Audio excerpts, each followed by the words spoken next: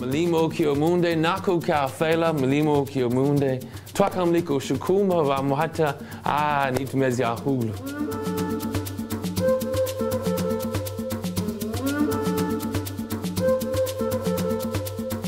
I was not planning on being a missionary when I went to seminary. Without a doubt, it was definitely going to be just a short-term thing and kind of going once in a while.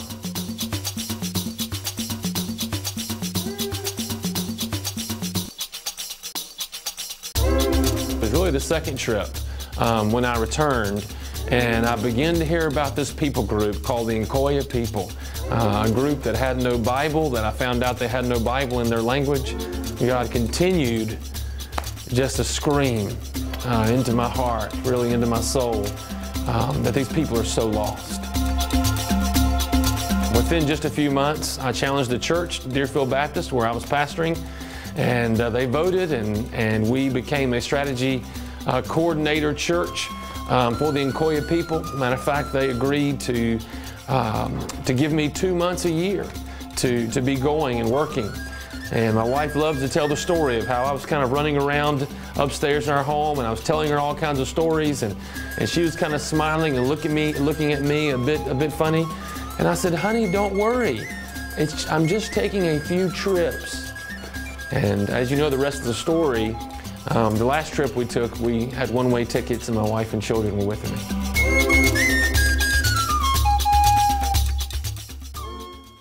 The fear was that I would get to heaven and I would start searching for Nkoya people.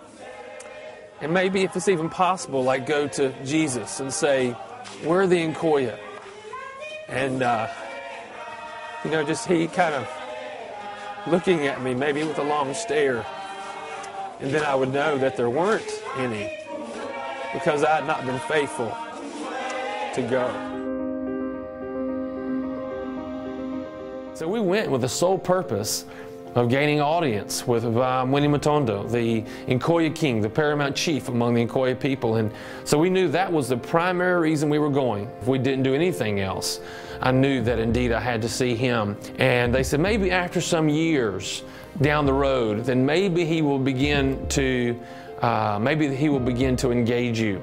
By God's grace, we did obtain audience with Winnie Matondo. I began to share with him my heart of how God had so clearly broken my heart for the Nkoya people. And at the end of the meeting, Winnie Matondo, he asked me to close that meeting in prayer.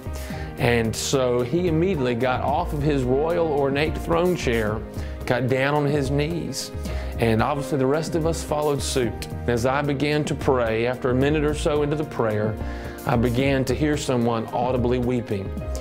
And very quickly, I knew that that was indeed Winnie Matondo, who was weeping.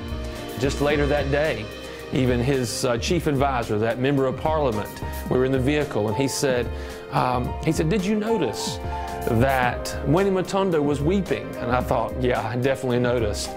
He said, in all of these years of knowing him, I have never seen it.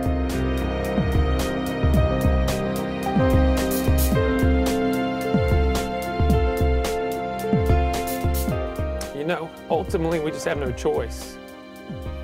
It's kind of an old cliche, but it's still so true. There's no, it's just impossible for a true disciple of Christ to say, no, Lord. There's at least one pastor and his family that now live in a faraway place called Kalma, Zambia, Africa, because of a partnership that began and a vision team of pastors that began with the SBC of Virginia. We're not there yet.